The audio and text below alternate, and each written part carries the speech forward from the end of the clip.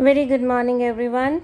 So today we are going to revise तो नहीं कहेंगे. We are going to discuss the exercise of chapter 2, that is food. So here are the questions and the answers. You have to write these question answers in your fair notebooks and also to learn them. Name the important sources of our food. हमारा food कहाँ कहाँ से आता है. So the important sources are plants, animals and their products. Then state the importance of carbohydrates in our body. हमारी body में, हमारी diet में carbohydrates का क्या role है. So carbohydrates provide us energy for doing work. काम करने के लिए energy देता है.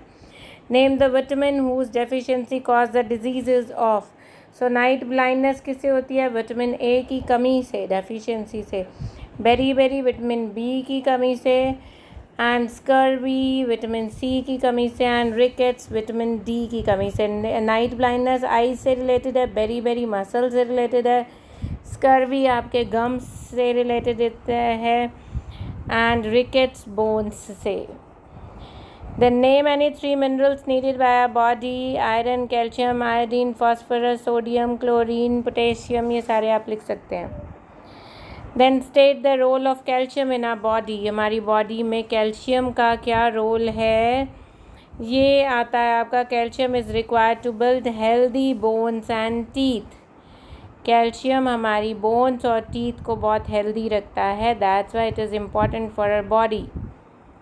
देन ये फुल फॉर्म्स जो आपको कल हम करा रहे थे उसकी फुल फॉर्म्स आपकी एक्सरसाइज में भी है. So you have to write these. P for protein, M for malnutrition. दोनों में सेम है बट ई का मतलब एनर्जी एंड सी का मतलब कैलोरी. एंड एनर्जी और calorie are the synonyms. Means इनका मतलब एक ही है. एनर्जी का मतलब कैलोरी मीन्स उसमें प्रोटीन और एनर्जी की कमी हो जाती है जब बच्चों में, तो कैशियोरकर और मरासमस हो जाता है. 2 डिजीज़ हो जाती हैं. Then we are having part E. Name 2 sources of each of the following. तो इन सब के आपको सोर्सेज लिखने हैं. कहाँ कहाँ से मिलते हैं. कार्बोहाइड्रेट्स कहाँ से मिलते हैं. कोई भी मीठा फ्रूट होगा वो तो है ही है. साथ में व्हीट, राइस, मेज़, बाजरा, ज्वार, ये सब इनमें कार्बोहाइड्रेट्स हैं. देन प्रोटीन्स आपके एग में, मिल्क में है ही है. पल्सेस दालों में है, सोयाबीन में है एंड मीट में है. देन फैट्स कोई भी घी, ऑयल वगैरह, घी, ऑयल, बटर, मिल्क, ये आप लिख सकते हो. देन मीट लिख सकते हो. नॉन वेज कोई भी उसमें फैट्स होंगे. Then dry fruits are there. Then roughage salad में होता है, ग्रीन वेजिटेबल्स में होता है, फ्रूट्स में होता है और पूरे जो दाने होते हैं whole grains. Vitamin A, yellow vegetables, yellow fruits. ठीक है. मैंगो आ रखा है इस टाइम पे. कैरेट होती है, मैंगो होता है, चकुंदर, बीटरूट. ठीक है. Then shark liver oil is there, milk is there, butter में भी होता है vitamin A. Vitamin C, citrus fruits like के जितना भी सिट्रस फ्रूट, सी से याद कर लो. Vitamin C for citrus, C for vitamin C. So vitamin C is there in citrus fruit.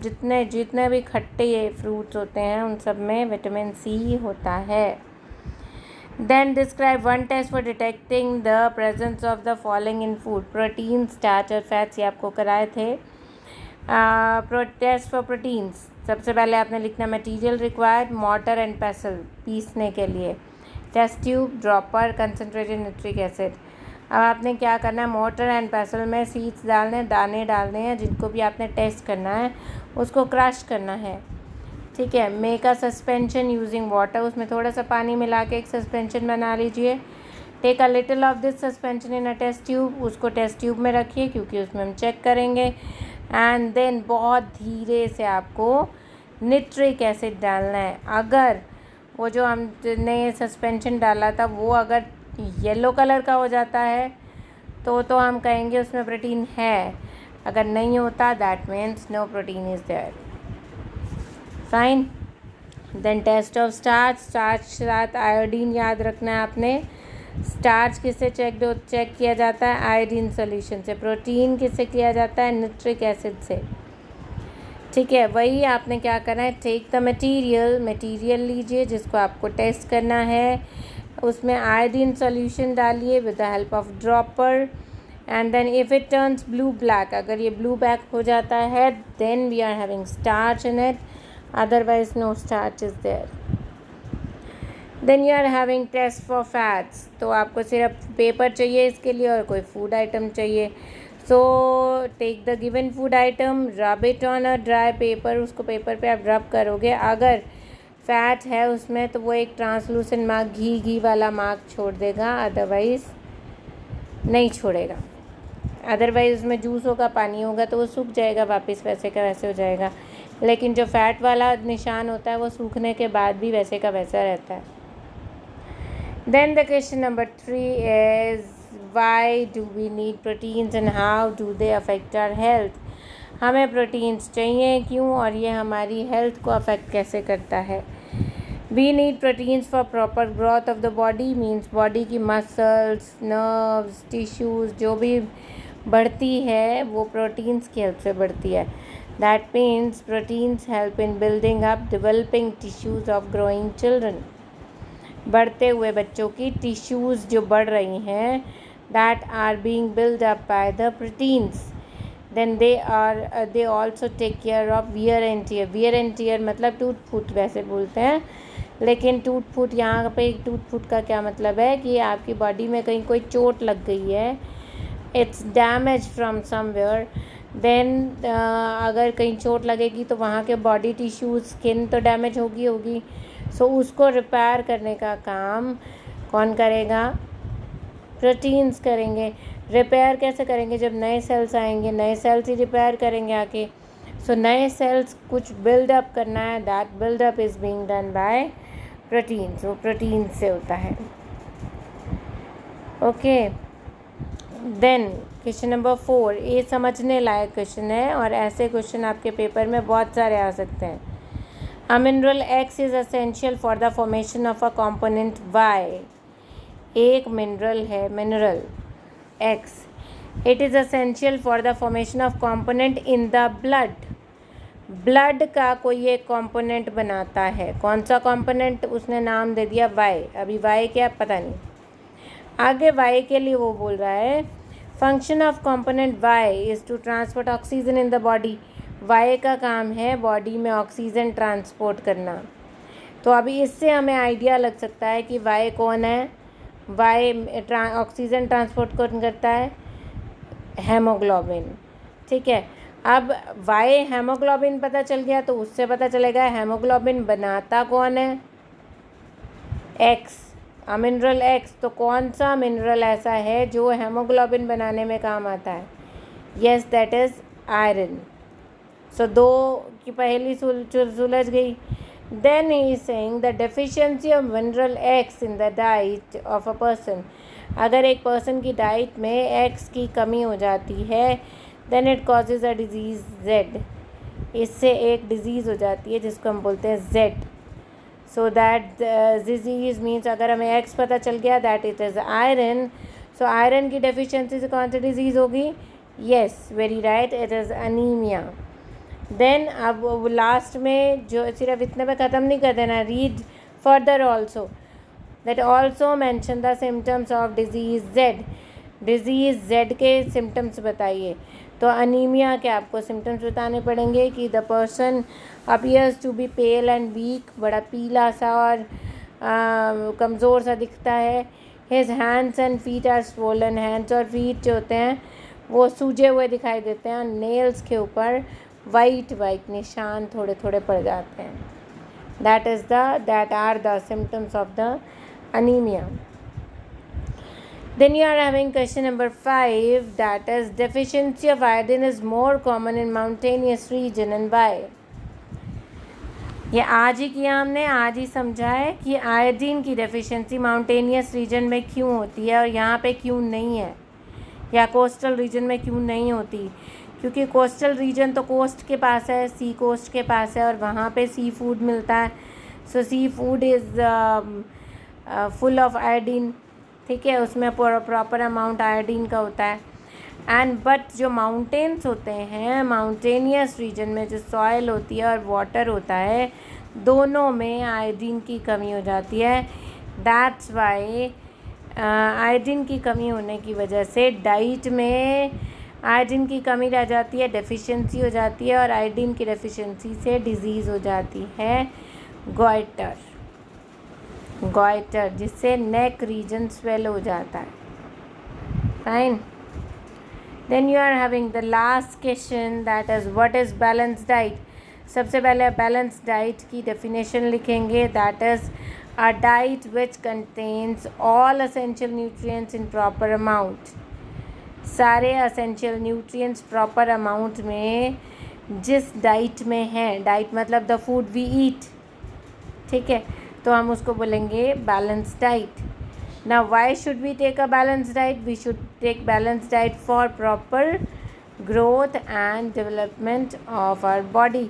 हमारी बॉडी की ग्रोथ के लिए और डेवलपमेंट के लिए बैलेंस डाइट ज़रूरी है, और हमें बैलेंस डाइट लेनी भी चाहिए. Fine. So this is the exercise part D and part E of your book of chapter 2.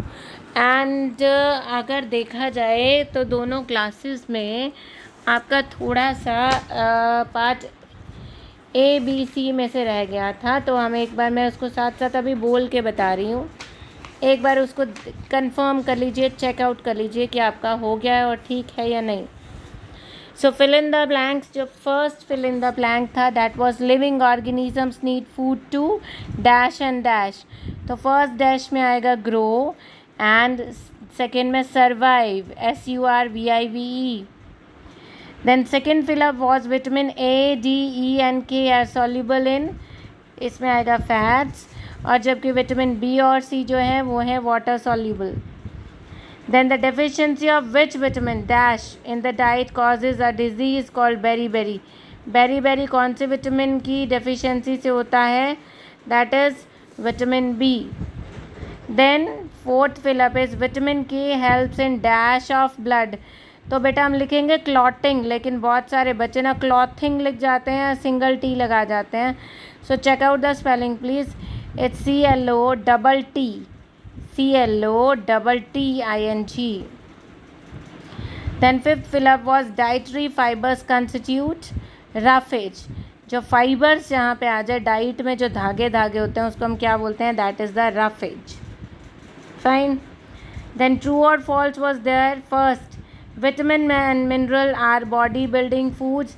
ये मैंने एक ग्रुप में तो बताया था कि आपके पास ये भी आ सकता है, that identify the statement as true or false and correct the false statement. false statement को ठीक भी करो. तो vitamins and minerals are body building foods. तो या तो vitamins and minerals की जगह आप लिखिए proteins. vitamins and minerals को अंडरलाइन करके लिख लो proteins are body building food. ठीक है.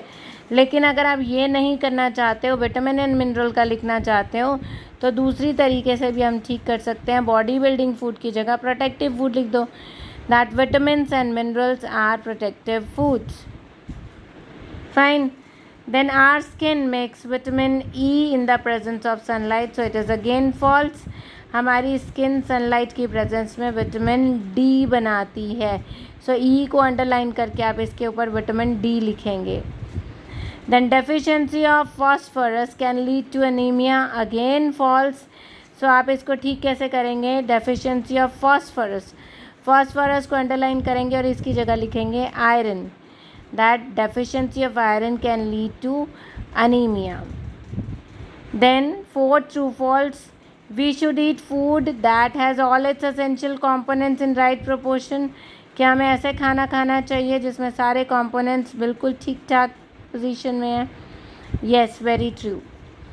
Then 5, kwashiorkor occur due to the deficiency of fat in the diet. अरे फैट छोड़ो, आप बच्चों को खाने को प्रोटीन दे दो या कार्बोहाइड्रेट दे दो, इतना ही बहुत है. घी मक्खन की उनको ज़रूरत नहीं है, दूध मिल जाए उतना बहुत है. So it is false.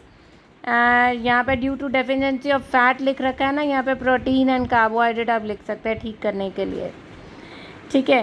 Then comes the part C, tick the correct option.